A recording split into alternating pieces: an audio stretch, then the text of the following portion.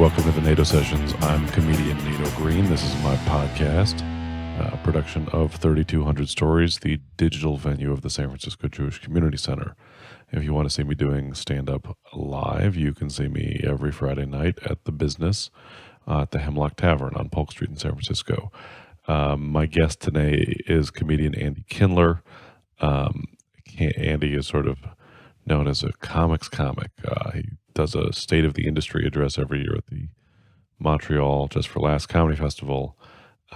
He sort of does this like crazy Jewish neurotic meta comedy that just makes me laugh all the time. On stage, off stage, everything he does makes me laugh. And I met him a couple of years ago at SF Sketchfest. He did my show Iron Comic. We started talking and have sort of gotten into a thing of like having a meal together whenever we're in the same city. You know, we had breakfast together in LA, and then we had dinner together in Boston when we both happened to be doing shows in Boston. Then we hung out in San Francisco when he was doing shows in SF. And strangely, several of our meals involved brothers from the same family in different parts of the country who all also had a relationship with the jazz great Benny Carter, who had introduced Andy to Benny Carter. So anyway, Andy's great, and I knew that he was a fan of the hate and the 60s and counterculture, and so thought it would be an interesting experiment to do a podcast with him that was sort of a walk and talk through the Haight-Ashbury. And here it is. I hope you enjoy it.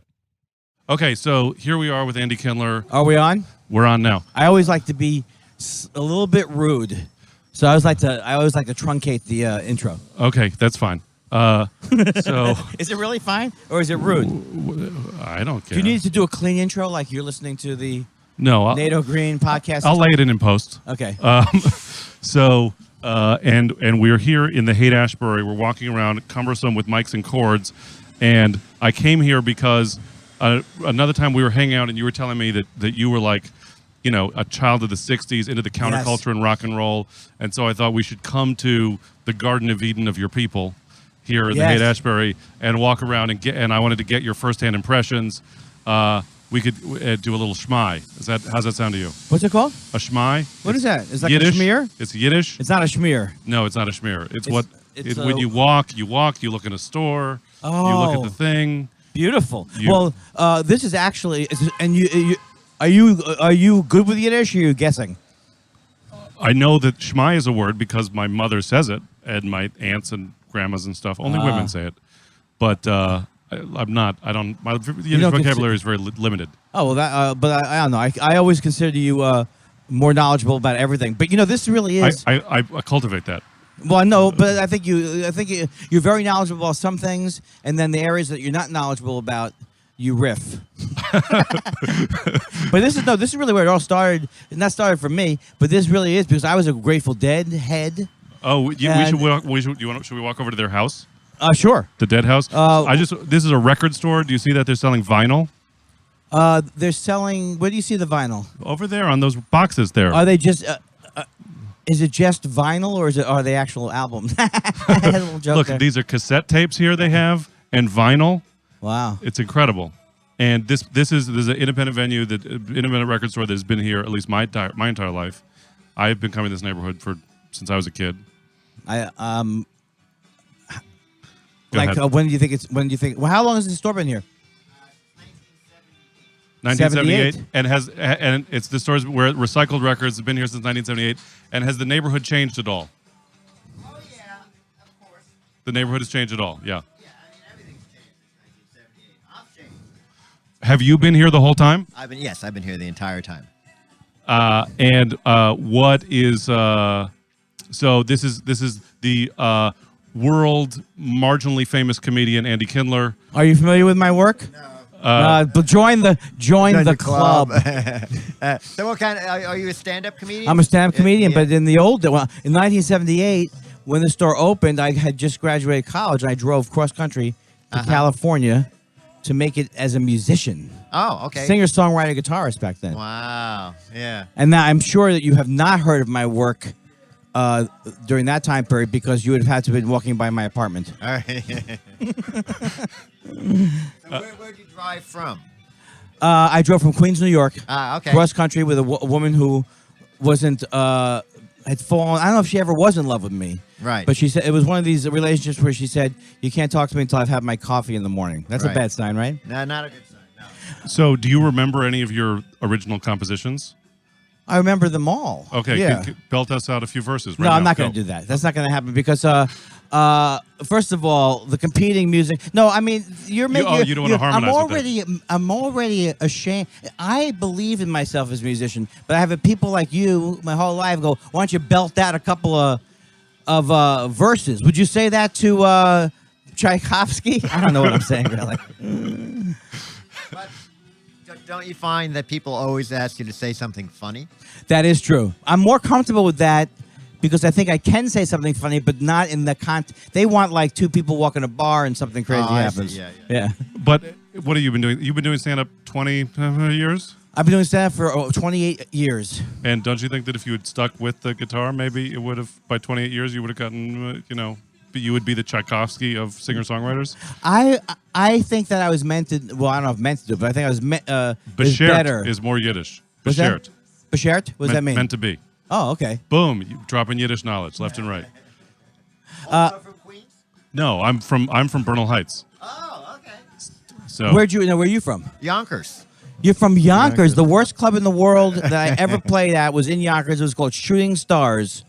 Where they had where they actually shot people, and then, people in Yonkers would find that funny, They would tell lie. Well, Al Lewis, remember Al Lewis who played Grandpa on the Oh, yes, Munsters? He was a absolutely. part owner of that club. Ah, And they would have three. It was during the comedy boom. They had 3 shows on a Friday night. And there's a famous story about Daryl Hammond being heckled, and he said, "Come on, let me just do my act. I'm paid to do it. Why don't you listen to me?" And someone yelled out, "Get him! He's wounded." That's the Shooting Stars. Where in Yonkers was that? Like on it was like a Yorktown area. What is that site? this is way too specific. Some kind of avenue. Between an Central avenue Ave, and a Central Ave. boulevard Yeah. of some sort. But I came out here and I drove and I went to Mill Valley and I was a hippie and I came out here With right. Huey Lewis. Yeah, with Huey. Well, no, Huey Lewis was later. Oh, is that what he came out here to do? Huey Lewis is from, Called Clover, and he had longest. and he was from Marin. He was from Mill Valley, and he was a hippie before he became the Huey Lewis that we all know Well, today. I did a joke about him, right, on Letterman, and the joke was, if Huey Lewis was a comedian, the name of his band would have been Huey Lewis and What Else Is in the News. Hey. And then I said on Letterman, I was hoping he'd have a resurgence, so this joke would be more topical. And then his band answered me on Facebook.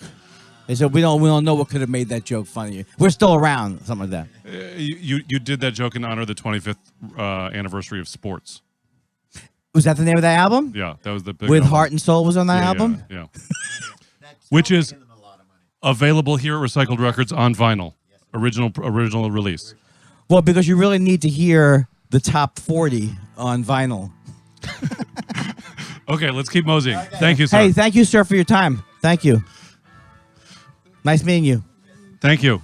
Okay, so So we learned a lot of things that we learned that I'm not good ad-libbing. I'm glad we finally blew that Right, secret yeah. wide open. Early for me. I don't know what you're doing up. I'm sorry. I have children. Oh, that's I'm right. up at 6:30 in the morning. Right. When you say children, you mean comedian friends? No, man. I have actual kids. They're 6. I knew you did. I was I know. playing along like I'm playing the dumb guy. I'm not playing. And you said you weren't good at riffing. So we learned that. And what was like? I want to do the Andy Kindler origin story, the Smallville of Andy Kindler, Yeah. the Muppet Babies of Andy Kindler. I'm running out of ideas. So what were you before you drove across the country? What was happening? I went to college. I went to college, upstate New York, State University of New York at Binghamton, Harper College, same school that Paul Reiser graduated from. That's my. Am I right, people? And then also Carol Leifer went there for 2 years, and I was an English literature major and a history minor. I'm not trying to play up the fact that I'm a academic genius, but I mean, state school after all. I knew you'd do that. How I knew good you would could say could that. be? Whoa, wait a second. We're getting hit by a taxi. So, what do you mean, how good could I be? So, what I did was, but I always wanted to be a musician. Yeah. And that was my dream in life. And I mean, because I'm old enough to remember the Beatles and Ed Sullivan. And and I got into the Dead big time in college. Big time. I played in a band that did a lot of Dead type stuff. And then I drove cross country, but I did theater in college too. Oh, take a look. This is a store that only sells things in black and white. Wow. What does this mean, a black and white flag like that? What does that mean? I think it's art. Oh, okay. There's an upside down black and white flag. I think it's art. It's not a good reaction to art. But I also did a lot of theater in college. So I wanted to be, I was a singer, songwriter, guitarist, and that's what I wanted to do for a living. And I did that, not for a living, but I did that for a few years when I got out to LA. Was that enough? Was that a mini biography? Okay, so, but did you have long hair? I had long hair in college. Yes, I did. But then I think it started to gradually get short. I never got into a mullet situation. I'm very proud of that. And did you have this? And what were you like as a teenager? What I was like as a teenager was, there's a couple of pictures of me from that time period where I could stand outside myself and go, "That's a handsome kid." But mostly, you're from Queens, is that Queens, New York. But Hills? I had Whitestone, Queens. But I looked I looked awkward, very awkward until about last year. What do you think this mannequin? What kind of message is that sending to you? I think it's trying to make a point. It's a sexual. This seems very sexual. I'm attracted to that mannequin. I'm attracted to this concept of life, but in reality, I don't know if I'd want fishnets. I don't know. I do want this woman. If that's wrong. She has very large plastic breasts. as many women do. As my wife would say, so you shop fishnet and you buy slacks. Well, I don't dress myself. No. If a woman wore that, whatever a woman wears looks good, but that looks very hot to me. But I don't know if that would last. You don't see really building a life with that mannequin. I don't know. Well, first of all, I'm married, so that would be difficult to have. I don't know if I'm one of these people who could have a parallel family. First of all, whenever I hear about these people and they say, like, who is that guy? I think it was, I hope I don't get it wrong. Was it Charles Kuralt who had... Charles Kuralt? Yes, who had this whole other, like a family. If it's not Charles Kuralt, I apologize. But he had this, he did this... Charles Kuralt is a regular listener. But, yeah, but still, I don't want to get sued, even figuratively, even theoretically sued. Okay. But, he used to do that Sunday morning show. I think it was him. But then he had this whole other life where he had other family and he had an affair. So my whole thing is, like, how can they afford that? Right. Sure. How could you afford a second family? Let alone the sinning part of it. Yeah, no, it's a lot of aggravation of remembering who you're lying to. Okay, so we're in front of a pipe and vapes shop. Mm-hmm. Did you smoke a lot of weed when you were of that generation? I did smoke a lot of weed, and the character of Andy Kindler. Did it calm you the fuck down? I loved pot. I still would. The character of Andy Kindler on stage would still enjoy pot, but not the person who has a life insurance. I think pot is the greatest thing of all time, but I'm afraid to have a card. Right. Because I don't want. I'm afraid. I'm scared that it'll affect my health insurance. But I love pot. I love vape pot. Vaping is my favorite thing. Can you buy the pot here? No. No, but if we stand here for long enough, a guy will come up and offer it to us. Yeah, but he's not going to offer me the stuff that goes in the vape pipe. No, they're very well tricked out in this neighborhood. It's all set up. When I first came out, look, there's tourists here. They're people from another country. Oh. So this is the mother lode of the beginning of the Grateful Dead, and now it's a tourist attraction. Well, when I first came, my whole problem with life was I felt like I was born in the wrong time period. I wanted to be a hippie. I wanted to be right in the middle of this, which you find out later, because I was a huge fan of Ken Kesey. And I read the Electric Kool-Aid Acid Test, and I really wanted to. And in college we all experimented with acid and much. So I wanted to be on the bus with Ken Kesey, but then I did realize even then probably that it wasn't, the image of it wasn't the same as the reality of Haight-Ashbury. Right. Because that's what even Bob Weir, all those guys say, it was very depressing here. But the Electric Kool-Aid Acid Tests, those were fun. I wanted to be part of that. But now at my age now, I don't think I can do hallucinogenics now because I get too concerned, too nervous. It's interesting that you said that. So you probably came up just after all that stuff, right? I'm 50. Look, the cat's out of the bag of how old I am. My wife says to me, "Can you at least not tell everybody, not tell as you're ordering dinner, tell that person your age? because there were still people I noticed on the internet. You still don't know their age. I thought everyone knew everyone's age, but I advertised it. But so I was part of the '60s in the sense that the '70s were part of the '60s, Right. But wasn't the. But then when I say I wanted to be in the '60s, but then in the '60s, people were beginning fire hose, and Martin Luther King was killed, and I still, but that time period still is amazing to me. So but were you more attracted to the sort of cultural side of the counterculture or the political side of the counterculture as well? I marched against the war with my family in 1969. Our whole family went and did a candlelight thing. My memory of it is that my friend let me walk into a parking meter. I'll never forgive him because I was walking and he literally said this. He goes, I don't know how to. And by that time I hit it. He could have just said, look out, parking meter. He goes, I don't know if you know this, but boom. But no, I was attracted. Did he fall over laughing? Yes, and I hated him. I was very upset. I don't even remember who it was now. I blocked out his name because I thought it was very cool that he let me walk into a parking meter. Well, why is people bumping into stuff and falling down always the funniest thing? It's always the funniest thing. It is unless you die. They say it's very funny. But no, I mean, I wanted to be at Woodstock.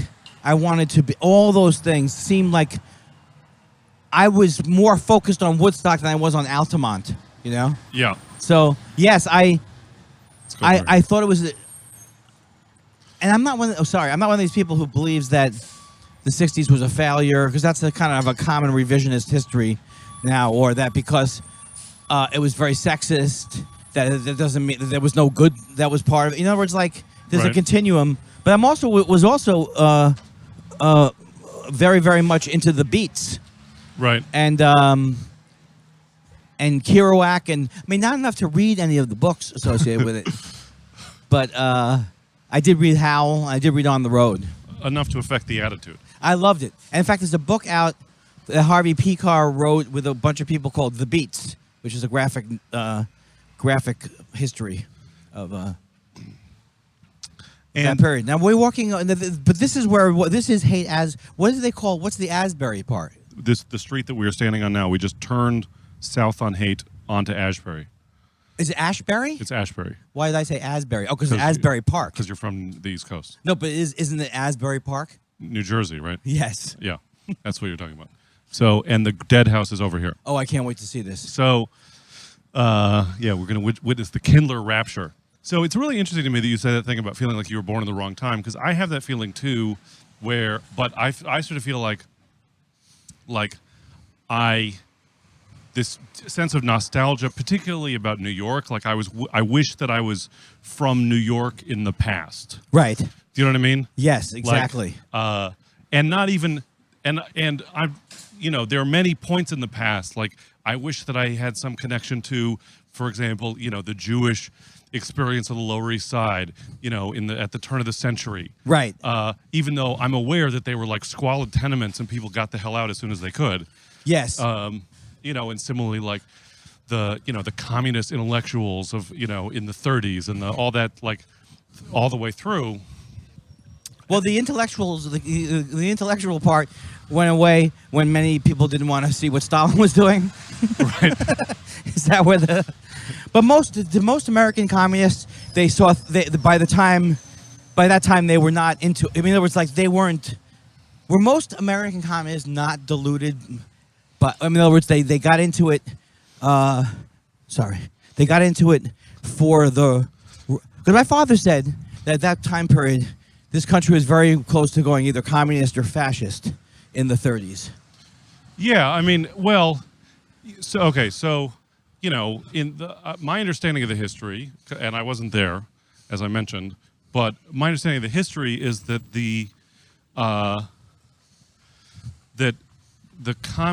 partly people didn't realize how bad Stalin was until later, right? But it's complicated, right? Where it's sort of like on the one hand, and the communists are always sort of weird about this stuff. Where like on the one hand you're, officially under the auspices of the Soviet Union, but what you're doing on a day-to-day basis in the United States is like, fighting lynchings in the South, exactly, and organizing steelworkers and things that seem like a good thing. Well, yeah, they were, yeah, exactly. So And it's not until, in the 60s with the rise of like the SDS and the New Left, here we are. This is the Grateful Dead house. Oh, did you know it was the Grateful Dead house? That's wow. That's a long walk. So I'm guessing. I mean, this is a row of Victorians. You can see the trim here and the stained glass. These are very distinctive features of a. Well, I've also seen this. I've seen them on this porch before. Yeah, the photos of them with Pigpen and the whole. But this is not. This is not an especially well like as they go. I mean, I don't know if you were looking up, but like all of these houses, I mean, these are probably $2 million houses now, like all of them on this block. Oh, so times have changed in many ways. Yeah. Is that because of the? Because they're like, is that because it's of the attraction of people seeing Garcia's home? Is that what's driven the Dead's place? Was that what's driven the prices up? No, I mean it's it's the right. I think it's similar to like brownstones in Brooklyn. Yeah, and how they were like these blighted neighborhoods 10 years ago, and then more affluent people were like, hey, these brownstones are kind of nice and we can afford them, and then they fix them up and the neighborhood becomes fancy. Well, but is like when they talk about it in the 60s and Bob Weir and they just how dangerous it was. Yeah. It was the bad, not just the brown acid is bad, but a lot of yeah, I mean Manson is hanging out here at that time. In San Francisco? Yeah. Oh my God. I just want to go on the record and say that I'm anti-Manson. That's maybe the most courageous political stand. And I don't care who knows it. Yeah. You'll tell Bill Maher to his face. I'd like to tell many things to Bill Maher to his face, but the bad part about that would be having to hang around Bill Maher, or you're telling him, well, you're telling as he contributes to the worldwide movement against Islam. That's what he thinks. Okay, we won't get into this, but he thinks him and his evil henchmen, Dawkins and Sam Harris. I'm going to start to call them evil at this point. Can I get sued for that? No, I don't think that's either slanderous or libelous. Right. If you called them pedophiles, that might be illegal. Right. Okay. No. What I'm saying is evil. The idea that doing any good at all is going to be result from somebody like Sam Harris picking some section out of the Quran and then saying, therefore, Islam is evil. There's not one terrorist that's going to be prevented from anything those guys are doing. Right. Well, only hate and intolerance will be right. Will be. I mean, it's all it's like atheists are in this very like strident phase. When did they get this way? It's disgusting. Yeah, right, and it's sort of like, what do you care if people believe that there's meaning in the world? Right. Well, the way you said it is exactly right. It's like people like me who believe, who sense that there's something. I can't believe you can be a musician or a comedian and we've talked about this before, or do anything creative and not sometimes feel that there's a transcendent feeling that you can have in your day-to-day life. And if you're not defining that and saying, I've proved it, how can you possibly argue again? I mean, what's your argument against it? That you're not allowed to have your own sense of things? Or I don't even understand where. I mean, I do understand where they're coming from, but it's so, to me, obvious that they're fighting against nothing sometimes, except for fundamentalists who nobody I know is in favor of. Isn't it interesting though that how many people have we encountered? I can see like 30 people. There hasn't been one person yet who's come up to me. Oh, Andy Kindler! Wow, what are you doing in town, Andy Kindler? That kind of a vibe. You know what? I don't find that interesting. Well, first of all, look. Here's the thing. You say you don't find it interesting. I was kind of making a joke, but by you saying you don't find it interesting, you're hanging me more out to dry as someone who that's really what I was saying was why am I not more recognized? Right. So now you've ruined the joke. Well, it wasn't much of a joke, and you're making a monkey out of me, which is what the whole goal of this podcast is. Which was the premise of the joke in the first place. Plus, I cry a river over this. I cry bullshit because if you got recognized, You like it when you're recognized. Don't lie to me, Nato Sure. Green. Don't give me one of these. It's not about me. It's about the comedy. I would never say that. Do you get recognized? If it's a numbers game, that's what I'm saying. We've seen a couple hundred people. Well, we've only seen German tourists. Are you big with the German tourists? Well, Everybody Loves Raymond is played in Germany. You'd think an older person would come along. He'd say, Ich bin a Berliner. Maybe it's what you're wearing because you're not in the full Kindler regalia. I'm even wearing a shirt that advertises Bob's Burgers. It's a Bob's Burgers T-shirt. What more could I do except carry around DVDs? Or copies of your new album. What's that? Don't you have a new album? It's supposed to come out in the. It's coming out at the end of the year. I really have procrastinated on it. What's it called? Hence the humor. And it's available. It will be available on vinyl for those people who don't want to listen to it. Who in that store over there? Now, are all these new? I mean, in the '60s, what was here? Well, Or '70s. So, like, this was before the counterculture started. This was like a black neighborhood. Regular listeners of the podcast will remember the gentrification episode where we talked about the influx of the hippies and black landlords having white hippie tenants and the landlord-tenant disputes that resulted from that. Wait, white landlords? Black landlords, white hippie tenants. And they didn't like the hippie tenants. Yeah. Okay. So, but what you'll see here, like if you, let's stop for a second. Like if you, I was showing you the houses on the side streets are these fancy old pristine Victorians that are $2 million. But like a lot of those apartments up above the stores here, these are like these, these hives of, like 3 and 4 bedroom apartments, that would be like crash pads for, people in the 20s, co-ops. Still. Yeah. Or more in the yeah. or more in the 60s. Well, I mean, definitely more in the 60s, and now they're, pretty expensive. But a lot of these are still like funky old rent-controlled apartment buildings, with, that are like big, hardwood floors in that Victorian Edwardian architecture style. But there's no longer any hippie tour buses, right? Where they show you where the hippies are? Well, I mean, this neighborhood is so weird because it's like, when I was in high school, people would come and hang out here on the weekend. And, it's sort of like if you're growing up in San Francisco, for private school, I went to private high school. This is private high school. Wow. Now all of the proletarian talk that you give and all of the lip service that you give to the common man is starting to unravel. I'm still upset, obviously, over he didn't find that interesting remark, and I'm looking for ways of striking out. Private high school, Nato. I'm a public school graduate, and look how it worked for me. So you would come down here and... I mean, this wasn't like I did some. Other kids in my school did a lot, and it was sort of like, it's suburban kids go to the mall, San Francisco kids will go walk around the Haight. And so once you're like the mall for private high school teenagers, yes, then, you're not like a real area. So, I mean, there's always been this, this weird vibe where like, over there is a vintage clothing store that's been there forever. And there's been over down there's some like funky old, music venues and bars that have been there, and head shops and, tie-dye t-shirt places and those things have been, around, but there's still not,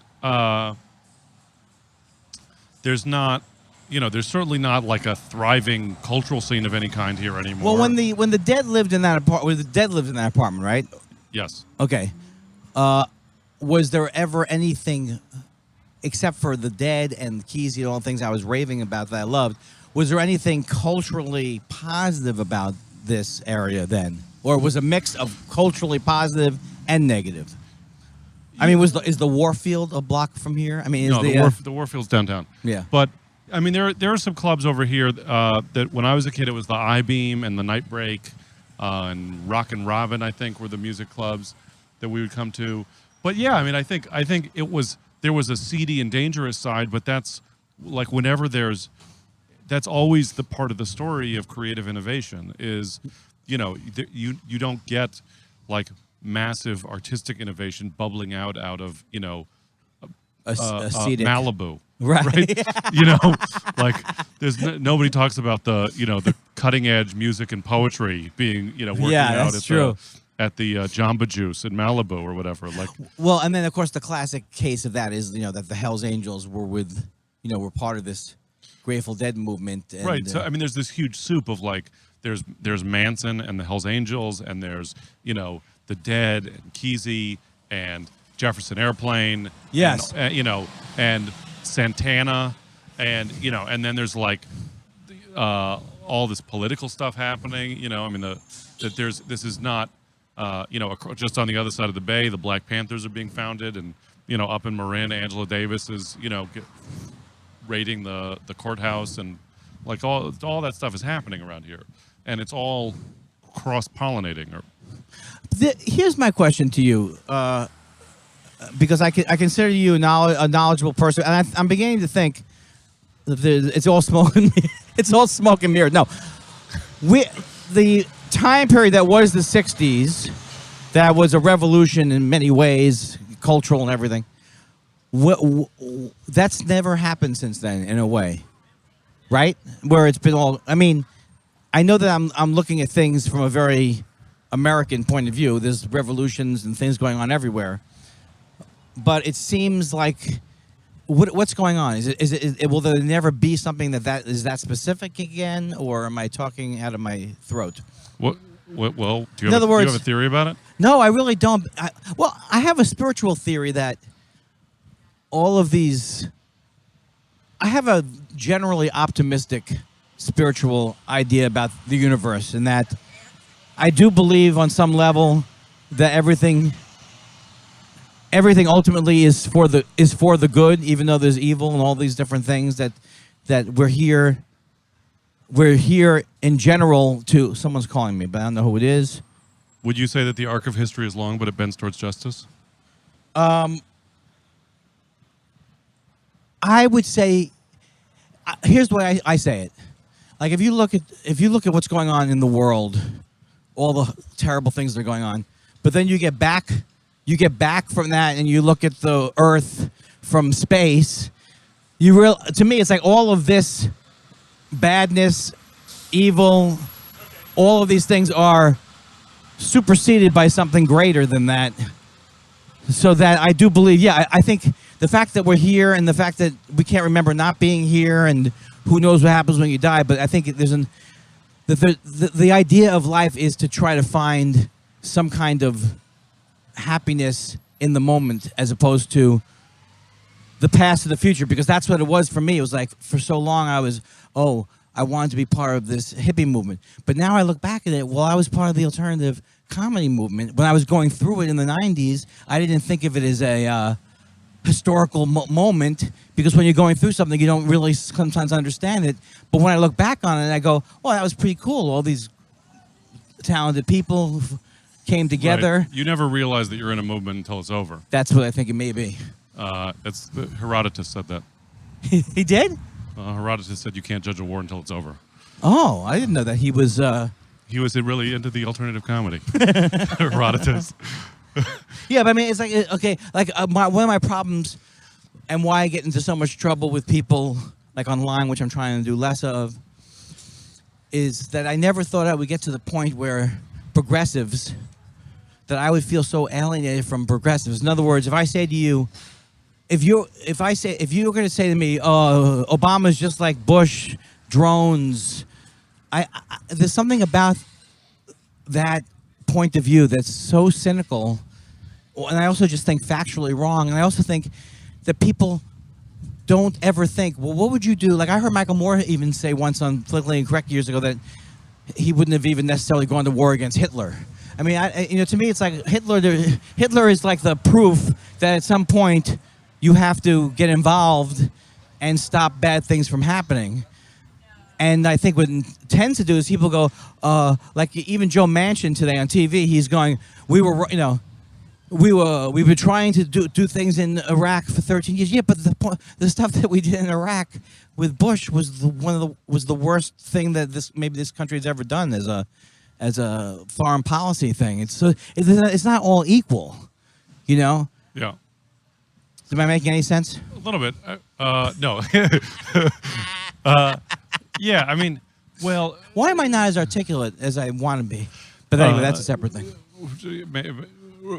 refer back to I smoked a lot of pot in college. No, you know what? I don't like. That's why I don't like to do debates and stuff because I know what I'm thinking, but I don't know if it comes out the right way. So, well, I mean, one of the things that you have, I mean, what you're describing is a generally optimistic worldview. Right. And I know that people are suffering everywhere, and I know that people have Ebola. It's not like I'm ignorant of it. right. And I think, you know, it's part of what you're describing is like coming of age in the 60s when there's all that hope and possibility and innovation. You know, I came of age during the Reagan administration. You know, so like, and a recession. That's what was happening in the world when I, you know, so like it's that there is an aspect of like those things that are around you when you're a kid sort of carry through a generation. Right, but if you believe anything of Eastern philosophy, which I do believe in, which is to try to get, not in a New Agey sense and not in a phony sense, but if you try to get into the moment, in other words, like I haven't had cable TV for 2 weeks because my wife and I, we moved and we bought a condo and we don't have any. I can't tell you how much happier I am that I haven't heard, you know, Chris Matthews and pundits and our entire media is all it's like I was even listening to NPR and you had Scott Horsley and he's saying like the country is very disappointed. You know, this it's a myth has arisen that when Obama didn't bomb Syria that therefore he was a failure in the eyes of the world, and the fact that every single commentator says the exact same thing means there's no journalism going on. It's all, we're going to argue this point of view. So when I'm separate from that, when I'm not hearing that, I realize, well, that's not really reality, arguing about these things. That's not reality. And reality isn't that you have Ebola. And reality isn't a recession. The reality is what's happening right now. And whether you can, in this moment, do something that's positive or makes you happy. Because I think that if you go too far into, first of all, if you're starving, you're starving. But if you go too far into all these different things, how can you ever enjoy anything? If you always say, I can't enjoy everything because of all the suffering that's going on. Right. I mean, I think, you know, as someone who's an activist, like, I think that there's a lot of, that I think one of the major problems that, you know, prevents the left or activists from being more successul is that we just bum people out. Right. You know, like we project all this negativity, and you know, if you're not involved in anything and you have a choice, and someone's like, come over here, we're going to talk about Jesus and heaven, and you know, and it's going to be fun, and everybody's going to be nice to you. Or come to this meeting where we're going to talk about how sad and miserable everything is. It's like, if you're not already sad and miserable and ready to be more sad and miserable, you're not going to go to that meeting. But I also don't think it's effective activism because, you know, like a perfect example is there's a guy who did this documentary called Cool It. I don't know if you're aware of him. He's a guy who's an environmentalist. He's trying to help, you know, global warming. But he said, and another example is that like my wife, like she had to unsubscribe from Al Gore because it was like every day was just apocalyptic images of what global warming can do. It didn't help. It's like it doesn't necessarily help to tell everybody if you don't do anything by this date, the world's going to end. And what this guy was saying was like, by panicking about it, it doesn't even help that people aren't doing anything by us panicking about it.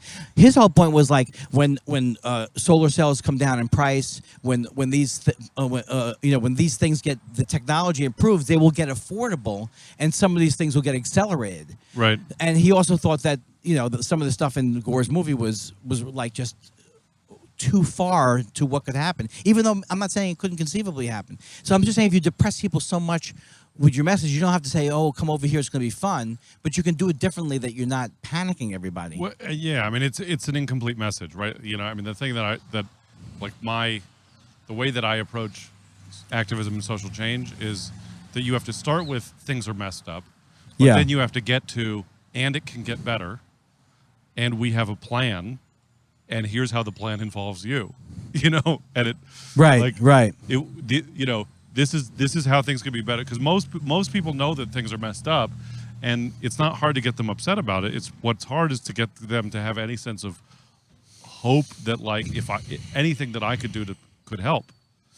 And, that did exist during the 60s.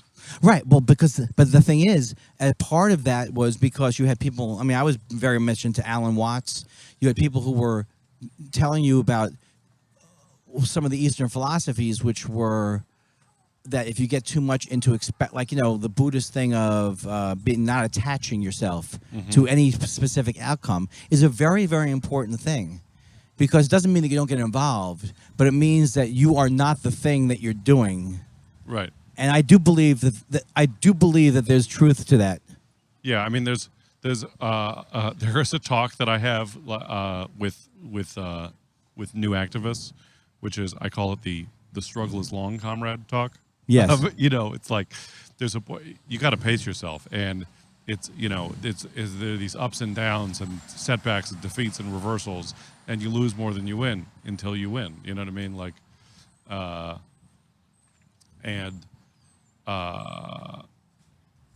and people, it's so easy to get your hopes up and then get your hopes dashed by Obama, and like get this big sense of or get your hopes up by the 60s and get your hopes dashed by Reagan, and you're like, well, there was no point in any of it. It was a failure.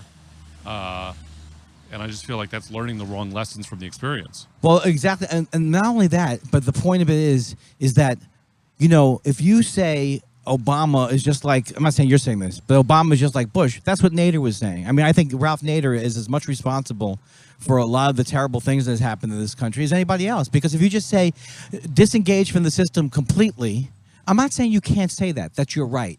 But for people who voted for I wouldn't vote for Nader. But if you do say that, you're like Hitler. That's what you're saying. Yeah, I am. But I also am saying I wouldn't vote for Ralph Nader head-to-head against almost anybody who was a member of the Democratic Party. I think the guy said, I don't like... You have to be a politician to be a politician. You're electing someone to gain consensus and to try to get people to do things. Sometimes you have to stand up for what you believe in. So that's my fear about cynicism, is that if you say... drones, or like Cornel West calling Obama a war criminal. I just have no stomach for that. That enrages me. And also, I'm also not saying that rage shouldn't be part of rage and being angry and being upset about the way the world is. That has to be part of it. You can't live in The Secret thing, right? Unending positivity. That's all we need is more positivity. Right. But I'll give you a perfect example. I feel like comedy. Or in my family, my whole family's very funny, and I think it's a very spirit. Whether my family wants to see it or not, everyone has their own individual things. But there's a spiritual side to the idea of laughing at something. Means that you are, in a way, not taking it as seriously in that moment. It's the only reaction in that moment. Sometimes is to laugh at it, because then you're taking the effect of it out. As Sherman Alexie said, there's something inherently funny about genocide.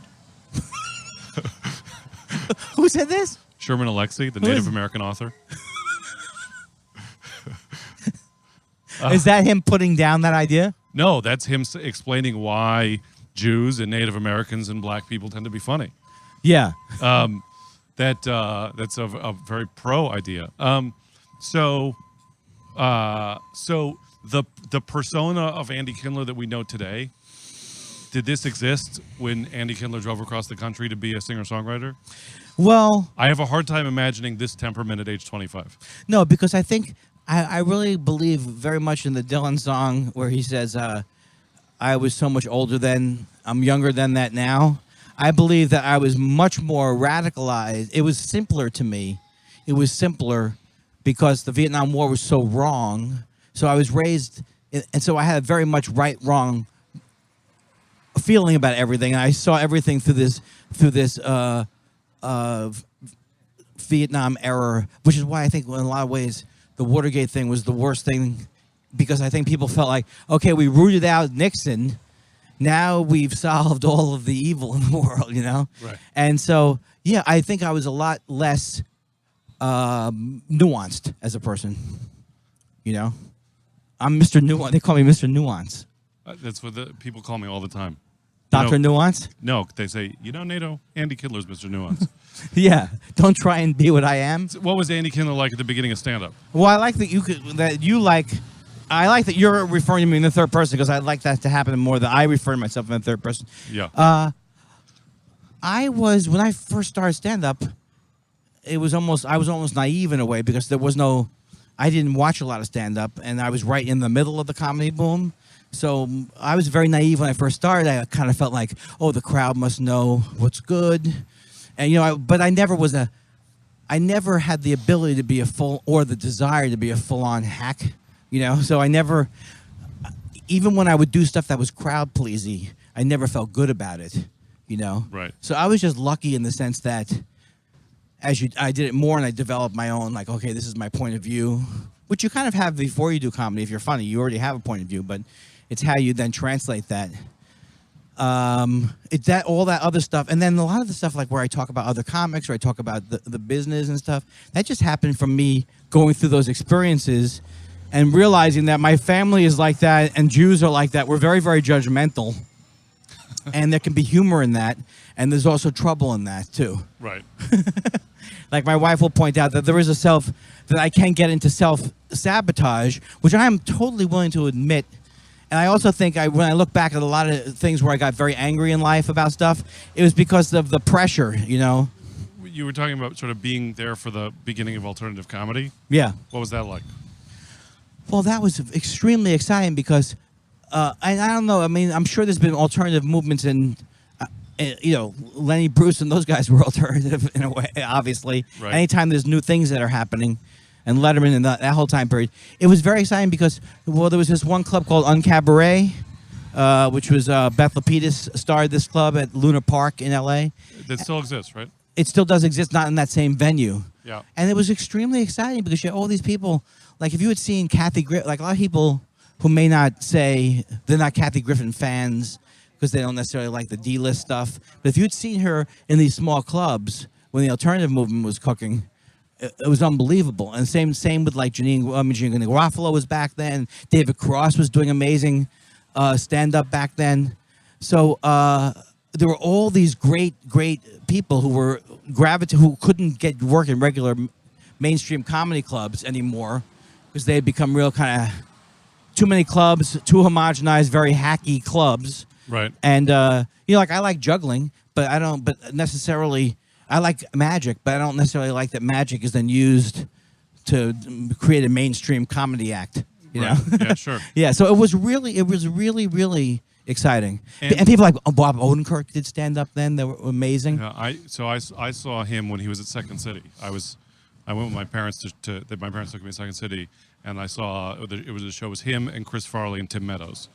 Yeah. It was probably 91. Wow. And the thing that's so interesting to me about the beginning of alternative comedy, and like a lot of the people who came out of that scene are so significant in the comedy world now, but that is happening like in the ashes of the end of the comedy boom. Do you know what I mean? Yes. Like there's the comedy boom happening, and then there's this sort of narrative that on the one hand, like say between 91 and 95, the comedy boom is ending, and at the same time, out of the ashes of that is beginning this this next wave of major innovation and creative ferment.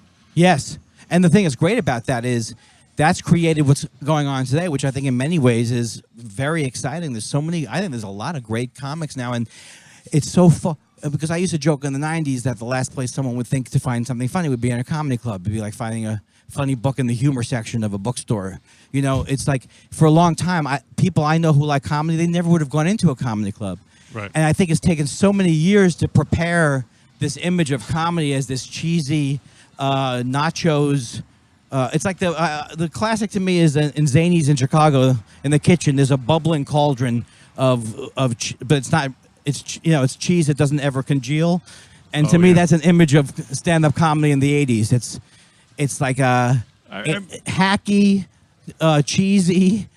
Well, lowest common denominator. We're still fighting that in the sense of like, I mean, how many people do I know who think that they like comedy and will like watch The Daily Show or whatever and laugh at it, but would never go out to see live comedy because they're worried about the comic saying something Yes. homophobic, Right. or mean from the stage, or picking on people, in a way that's really offensive. So I mean, I feel like we haven't totally. And also, it's a very, very tough thing to do because, like I got in, not trouble, but I spoke out and said this guy, Anthony Cumia of Opie and Anthony, was that his, whether he should have kept his job or not, his tweets were, he's a racist. And in fact, I don't just think that he was saying racist things. I think it's clear now he's a racist, and the people who follow him, they're just racists who have organized under the concept of comedian. But Right. the problem is that when you go down too far in that road and you're worried so much, then you can't appreciate someone like David Tell, who I don't think is anybody funnier on the planet than him, and within 2 minutes will say things that if you looked at him on paper, he's mocking midgets. He's using the word. But to me, even if he's not aware, to me, it's like social. The fact that he goes on for 10 minutes about midgets, to me, is actually social commentary of like how ridiculous would it be to be against any particular group, and how when you like he says like, and I never use these words, but he goes, for midgets, a postage stamp is a painting. So it's like he's now.